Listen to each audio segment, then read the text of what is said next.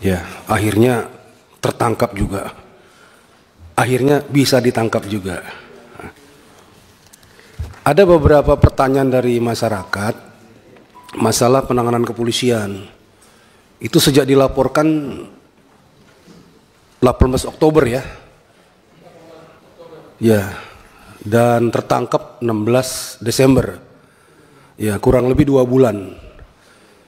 Padahal itu penganiayaan kalau dikategorikan luka tadi itu ya kategori yang ringan tapi bisa juga berat.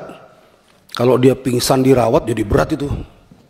Ya, tapi apapun yang terjadi dari videonya terlihat bahwasanya itu berat ya, karena dilempar pakai segala macam, kena badannya bahkan yang vital.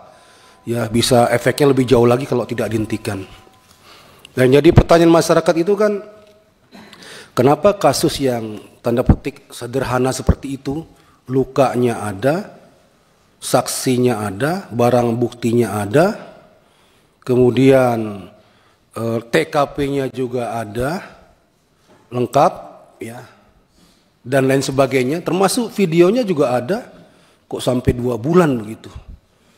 Saya tadi lihat penyelidikannya hampir 1 bulan, terus penangkapannya hampir 1 bulan juga, itu pun setelah viral. Nah ini jadi catatan juga, seharusnya itu bisa lebih cepat lagi ya. Kalau saya berpikir sebagai anggota Polri dahulu, kalau kita fokus kejadian itu langsung ditangani, 3 sampai seminggu itu, 3 hari sampai seminggu selesai itu. Ya, itu kasus nyata dan kelihatan dan terbuka. Tinggal gercepnya anggota itu. Nah ini jadi pertanyaan masyarakat juga, ya koreksi juga untuk kepolisian, terutama Jakarta Timur. Ya, jadi yang seperti itu seharusnya cepat geraknya. Sampai muncul di media itu no viral, no justice. No viral, no attention, no justice. Nah, di macam-macam lagi istilahnya. Apa viral dulu baru kemudian cepat gerakannya. Ini juga pelajaran bagi kepolisian di tempat-tempat yang lain. Ya, apapun kasusnya, siapapun pelapornya, itu perlakuannya sama di muka hukum. Ya, Polri diberi negara, dikasih kewenangan, dikasih perlengkapan untuk penegakan hukum. Siapapun yang bermasalah dengan hukum, tidak pilih-pilih, kerjakan itu. Ya. Namun demikian saya apresiasi sama Polres yang akhirnya bisa menangkap pelaku. Kalau masalah pelaku kemudian disinyalir, katanya ini ya, ada perkembangan pemikirannya agak terbelakang, itu jangan diterima mentah-mentah. Ya, harus diobservasi dulu kalau memang perlu. Di tempat yang ditentukan, baru disimpulkan oleh pihak yang punya keahlian tentang itu. Ya, kalau tidak, berlakukan dia seperti orang-orang atau pelaku atau tersangka pada umumnya. Ya, melakukan penganiayaan berat, ya hukumannya ada. Ini koreksi saja kepada Jakarta Timur dan kepada seluruhnya anggota kepolisian. Jangan pilih-pilih dalam menangani kasus, jangan nanti-nanti. Kalau prinsip saya itu makin cepat ditangani, makin cepat terungkap. Karena semuanya mesti segar. Terlalu lama makin kabur. Ada distorsi. Apalagi nanti ada yang datang, itu sahabat saya, itu teman saya. Tolong Pak dibantu. Nah itu lebih parah lagi nanti penyelesaiannya. Ya, kasihan korban ini. Apalagi sampai kehilangan motor ya, udah jatuh timpa tangga, ditipu pula. Ya barangkali Pak Kapolres berkenan mungkin itu motor yang hilang ya, supaya kembali lagi, cari pelakunya atau bagaimana. Pak Kapolres ya, kasih tahu lagi anggotanya supaya lebih gigih lagi dalam rangka menangani kasus-kasus yang dilaporkan. Kemudian Pak Kapolda Kalteng, Pak Joko ini junior saya, sahabat Pak saya Rikwanto, juga. sedikit Pak Rikwanto sebelum ke ini terkait tadi pelaku, pendalaman sedikit Pak. Jadi gini Pak Kapolres, juga jangan sampai itu nanti diarahkan menjadi alasan pemaaf, ya. Ketidaknormalan dia dalam konteks kemanusiaan memang begitu tega, ya, melempar perempuan dengan alat-alat sebesar itu, ya, memang nggak masuk nalar. Tapi dalam konteks hukum saya sangat yakin orang ini bisa bertanggung jawab secara hukum, Pak. Jadi kita minta tolong ya Pak ya, diperlakukan sebagaimana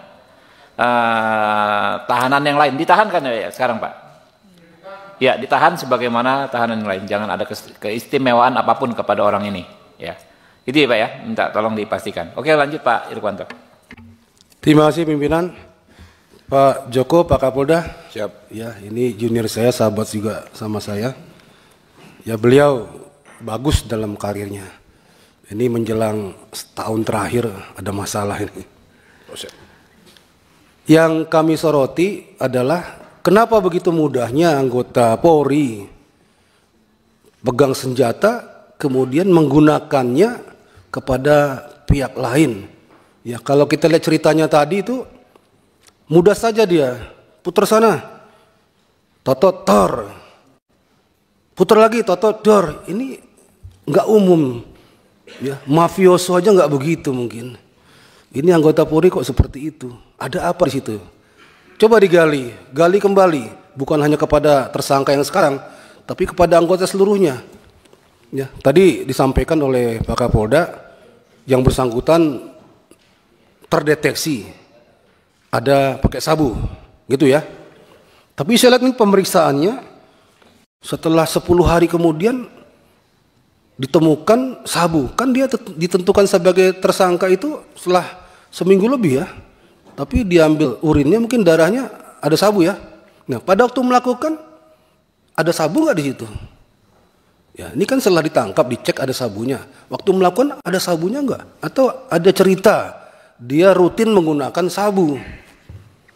Ya, pemasoknya dari mana? Belinya dari mana? Bagaimana dia menggunakannya? Dan yang saya lihat di sini yang bersangkutan itu tugas luar ya, pengamanan objek vital, pengamanan bank. Jadi jarang sekali ketemu kesatuannya. Kalau tugas baru dikasih senjata, selesai tugas diambil kembali. Kemarin ada yang melanggar SOP ya, sudah lepas tugas masih pegang senjata. Dan dia mainkan senjata itu untuk melakukan perampasan mobil. Nah, anggota-anggota yang di luar tugas pokoknya ini, tugas tambahan pengamanan objek vital itu kadang-kala jarang sekali dapat sentuhan arahan dari pimpinannya. Bahkan kadang-kadang kelewatan, loose. Jarang sekali harus bagaimana tugas yang baik, SOP-nya bagaimana dan seterusnya dan seterusnya. Ini yang suka kejadian di mana-mana, akhirnya merusak nama Polri itu sendiri. Ini arahan juga bagi Polri secara umum, untuk anggota-anggota yang sudah rutin apel, itu tetap jangan hilangkan pedoman-pedoman kerja yang sudah ada.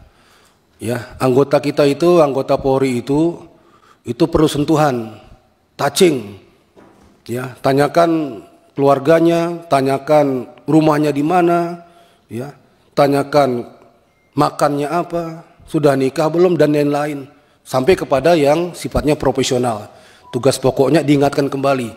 Saya melihat anggota Polri selama ini tuh, pendapat saya, itu kurang sentuhan, kurang arahan. Mohon maaf kalau meminjam istilah dialeknya orang Bali, dianggap otomatis gitu loh. Ya, dianggap everything is okay. Semua berjalan apa adanya. Mereka sudah ngerti. Padahal tidak demikian, perlu diingatkan terus. Tiap apel diingatkan bagaimana megang senjata api, bagaimana menggunakannya, bagaimana patroli dan sebagainya. Kalau kurang arahan, akhirnya mereka buat pencerahan masing-masing. Buat tindakan masing-masing yang menurut mereka ini nggak apa-apa kok, ini nggak masalah kok, dan lain-lain ya. Ini touching, sentuhan, arahan, perlu terus. Ya Pak Joko, terima kasih sudah terungkap, tertangkap, dan belasungkawa untuk keluarganya. Tapi ingat, jangan lagi terulang kepada anggota yang lain. Ini jadi pelajaran bagi Polri, bagi Polda manapun, ya, hal ini kalau nggak diungkap, nggak dibuka, itu bisa terulang kembali kepada masyarakat. Kasihan masyarakat ya.